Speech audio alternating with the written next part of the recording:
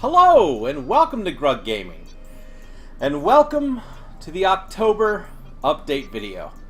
Now listen, we may have missed an update video or two, I'm not sure, but that's okay because perseverance is much more important than consistency.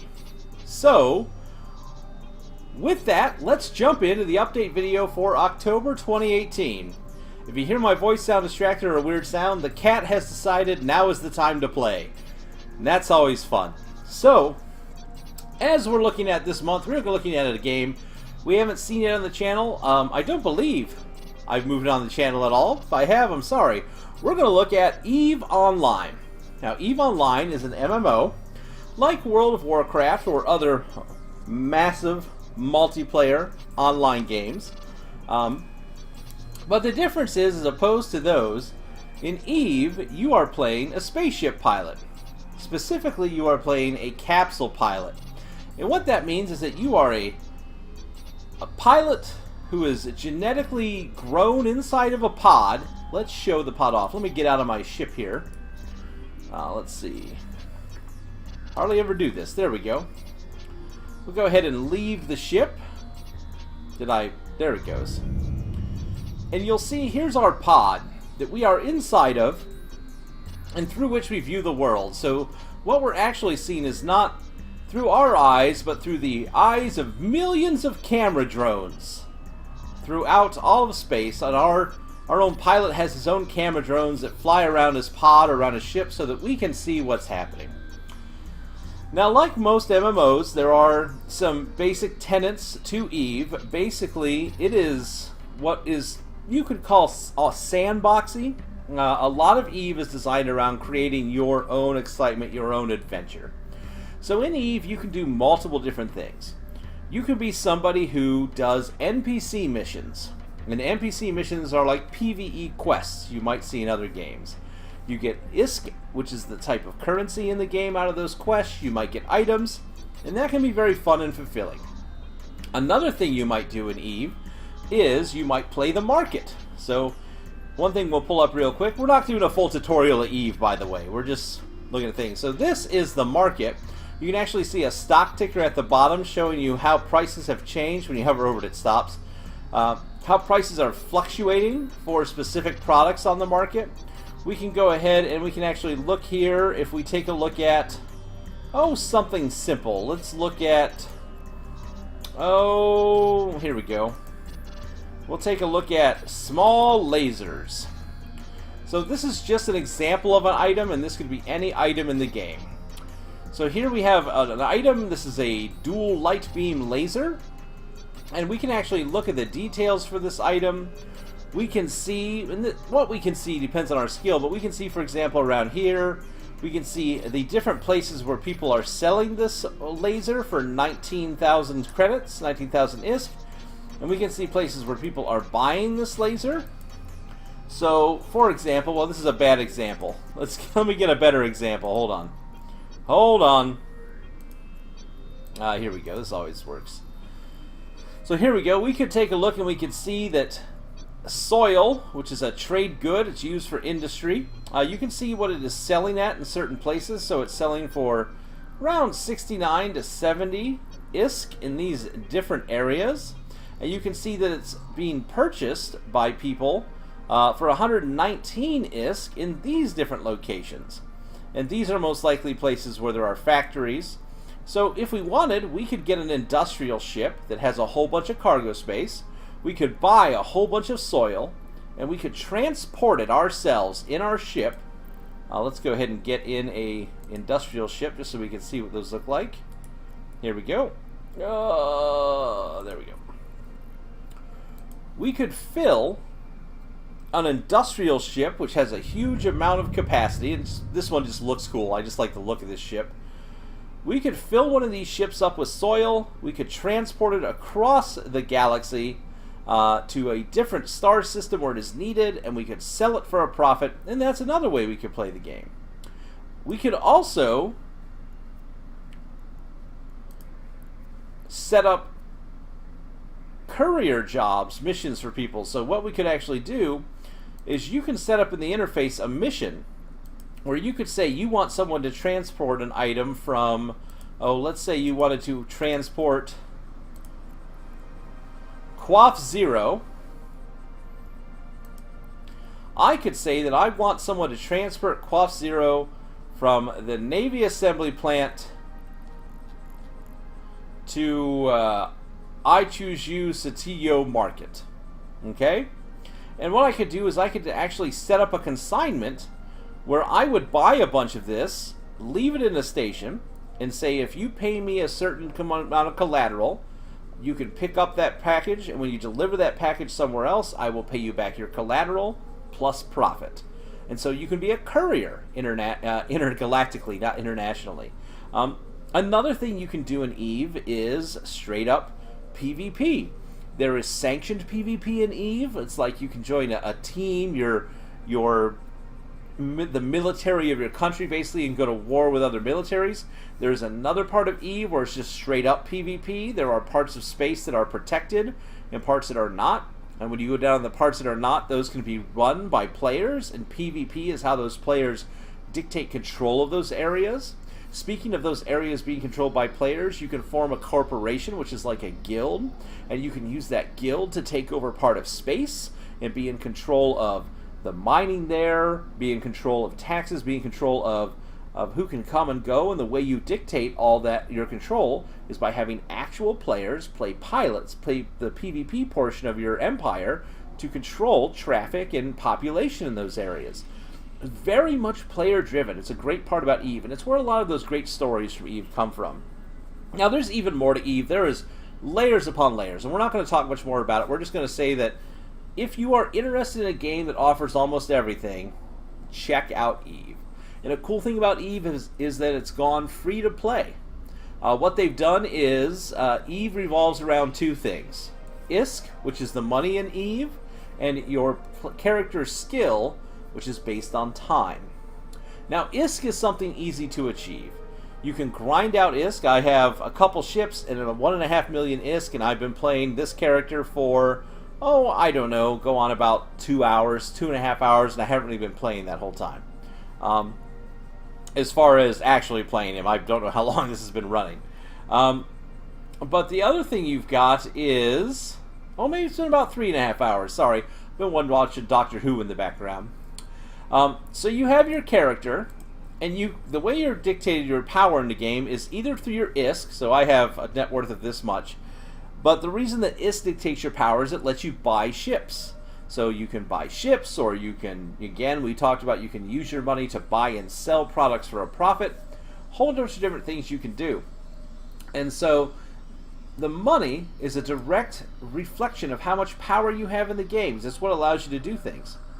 The other thing, though, is your actual character skill, which dictates what kind of ships you can fly, how well you can trade, how far you can see markets, how well you can engineer and produce items for sale on those markets, dictates if you can find wormholes and black holes in subspace sections that may contain valuable minerals for your corporation to come and mine, or old archaeological sites with extremely valuable technology.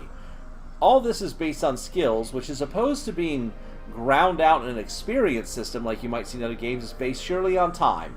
So for example, this missile launcher operations skill, for every level of this skill I get a 2% bonus to my missile launcher rate of fire, and you can see that to train the next level, level 3, is going to take 5 hours and 51 minutes of time. So we set that up and we just forget it. And over time our character will become more and more powerful based on the skills he trains. And multiple skills will have prerequisites. For example, if we wanted to learn acceleration control, well, that's probably not, let me find an exam, let me find something more advanced. Hold on. Alrighty. Nope, of course I'm not going to be able to find anything now that I need it. Here we go. Nope, none of these, so just ignore what I'm saying. But some skills have a requirement that you learn the skills before them. I was looking for something that would show me that real quick. Oh, never mind. I have it set to only show me the stuff I have prerequisites for. There we go. So, for example, if we're looking at Spaceship Command and I wanted to learn the Caldari Dreadnought skill, I would also need to know Caldari Battleships at level 3, Tactical Weapon Configuration at level 1, Capital Ships at level 3, plus 8 other prerequisite skills, and then it would take 6 months of training for me to learn this skill. This is also one of the top skills in the game, to fly one of the most powerful type of ships in the game. Dreadnoughts and Titans are some of the biggest ships in the game. So that's just an example of how the skills work to basically level your character up.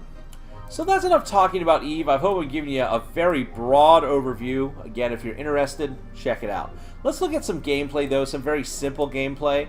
We're going to go ahead and pop into my Kestrel here. And my Kestrel, what this ship is this is a combat ship that's based around using shields to protect itself and missiles to kill its enemies. So we're going to go ahead and talk to this agent right here who's going to give us a quest. So the quest is Angel of Mercy. Something just came up that's right up your alley. We've discovered the headquarters of the pirate group you dispatched in your last mission, and it's time to take them out for good. I'm going to give you a frigate loaded with proximity-based explosive charges, and your job is to fly it directly into their headquarters. As your frigate explodes, you'll be perfectly safe inside your capsule, so just relax and get back to me when you're done. Declining the mission, then there's a bad thing here if you decline. Well, this is going to be weird, so he actually wants us to do something specific. So we have to take a frigate in. He's going to give us this Condor, which we're supposed to fly into an area and blow up. So let's go ahead and do this quest. Oh, the cat's brought stuff for me to... Oh, he just totally ignored it. Well, that was a great job, cat. Sorry, buddy. We're busy here today. Oh, you may hear something here. Just gotta get the cat out of the way. Alright, so let's accept this mission. Sorry, this update video is so disjointed today. So we've accepted the mission. So the first thing we're going to do is let's go ahead and let's equip this ship he gave us. Where is this Condor? And let's go ahead and make it active.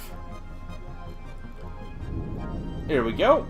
Of course, I go to show you typical gameplay, and it's not going to be a typical go kill mission. We're going to have a ship that's actually going to blow up, it seems like.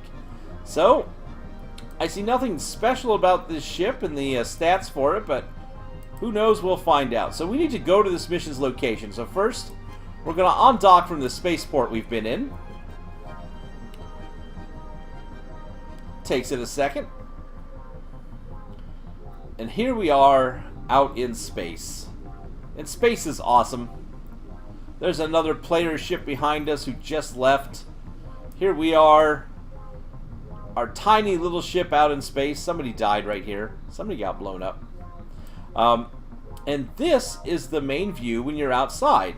You have basically space around you, an overview panel on the right that lets us target items and figure out what we're up against. You'll notice it's an international game, so all kinds of stuff in different languages.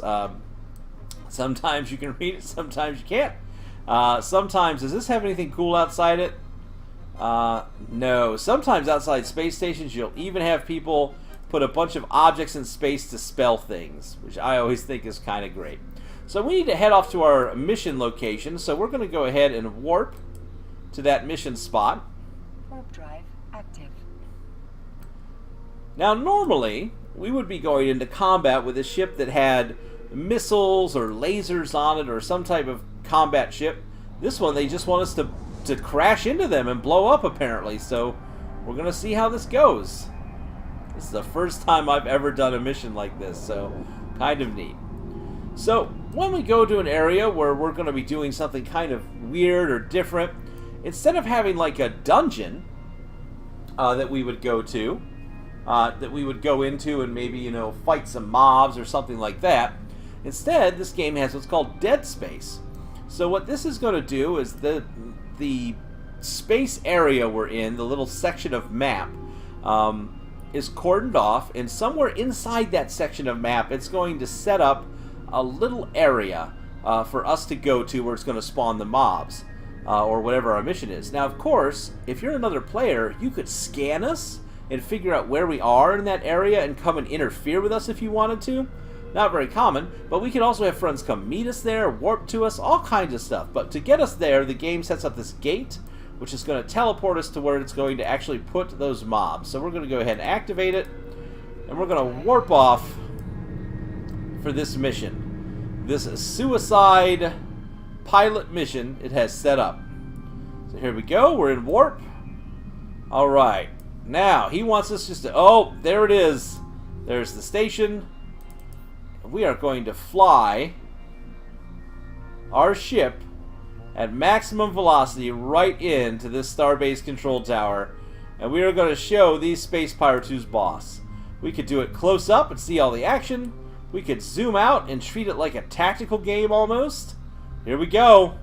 Oh, is this going to be beautiful? Oh, we're going to see a cool space explosion. Here we go. Get ready for it, folks. We're being targeted by enemy ships. They're shooting at us. They're trying to damage our shields. But we're going to win. Did we do it? Oh, explosions are pretty. Is it gonna... There it goes! Whoa!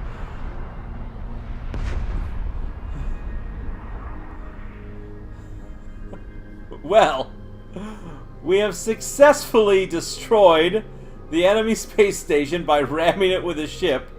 You don't normally get to do that, folks, but that's just an interesting thing you get to do on this mission. It tells us something about our pod being destroyed. We don't really care about that right now. So let's head back and turn in our mission. So we'll go ahead and look at our mission requirements. Again, this guy is back on the Moon 4 to State War Academy station. We will go ahead and dock.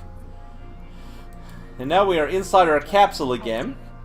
Now you wind up inside your capsule anytime your ship explodes, which is what that little blurb was telling us.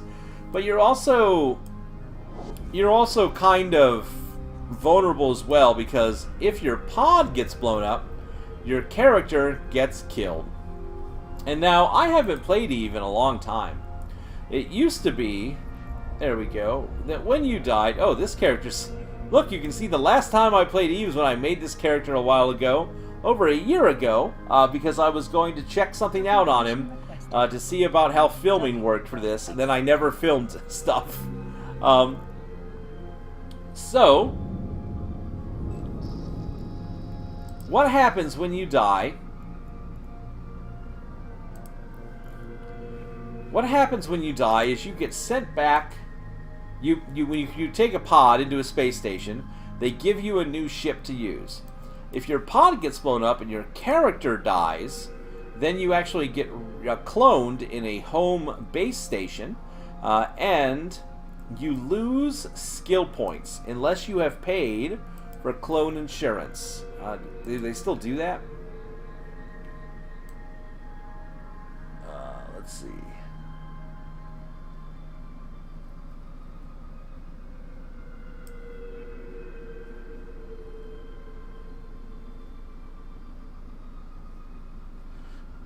Sorry. Yeah, it doesn't look like it mentions clone, you're losing skill points anymore. Maybe that's not a thing. It used to be in the game you had to keep a clone around that had a high enough skill point so that when you died you didn't lose stuff. That was, you know, you had to be careful. Alright, so let's go ahead and talk to our agent again. We've completed our mission. We're going to complete the mission, and because of that we are going to get 96,000 in ISK, and because we completed it within 5 hours of taking it, we're going to get another 119,000. So we'll complete the mission, get some money. You can see here our wallet. We made 119,000 plus that 96,000. We had to pay some taxes, but that's okay. And we can hop into a ship. You can see here that they gave us...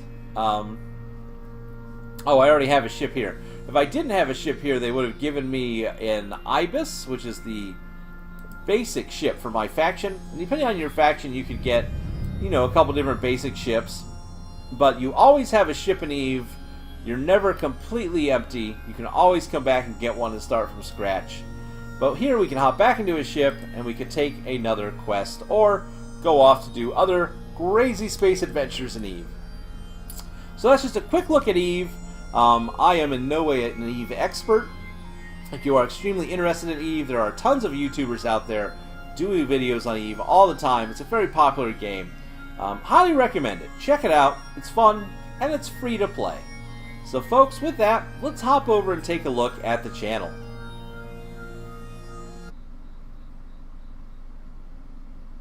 So that was a quick look at EVE Online. Again, highly recommend it. Sorry for my rambling part on there. But then again, you can see that you can get into the game, have a lot of fun, doesn't take very much time. Again, even though that character I made a very long time ago, I've only really been playing him for a couple of hours to get to that point. And they've set it up now so you actually get a ship of your choosing, like an industrial ship or a combat ship as you go through some of the new player quests, which is great. Let's take a look at the channel, shall we? So, the channel, we're up to 289 subscribers. We continue to grow, slowly but surely. This month we are continuing to still put out the Monster Hunter Let's Play whenever we need to. Again, it doesn't come out as often, not as many people watch it, but I'm going to get to the end of Monster Hunter. And in reality, what we're going to do is we're going to get to a point where we have credits. And that's where we're going to stop the Monster Hunter World Let's Play. We're also doing Final Fantasy. We, as of this recording, have gotten to the point where we've gone through the character change in it. I expect Final Fantasy to finish up this month. I wouldn't be surprised by that. And I'm not sure what's going to come up next after that. I haven't really decided yet. Also, being as it is an awesome time here in the fall, the newest set for Magic the Gathering has come out, Guilds of Ravnica. And we have a couple openings on there. We've opened up a booster box. We've opened up a pre-release pack. Opened up some stray boosters. There's going to be another booster box opening. We're going to see the Planeswalker decks. We're also going to have the Fat Pack or the Guilds of Ravnica bundle. When that comes out, I'll get one of those and open that up here as well, so we can see those. Again, some people like the opening videos, some don't. Just glad to have them on here, so people do enjoy them and see them. So that's kind of where we're at. We continue to grow, we continue to have fun, continue to play a lot of older games, and sometimes see some newer stuff. And of course, we have all the older episodes still up on here as well, including back when I tried League of Legends. So that material is all up here if you'd like to watch it. I highly recommend it. I'm going to say thanks for watching. Please tell your friends. Feel free to like, comment, subscribe, and as always, we hope to see you soon.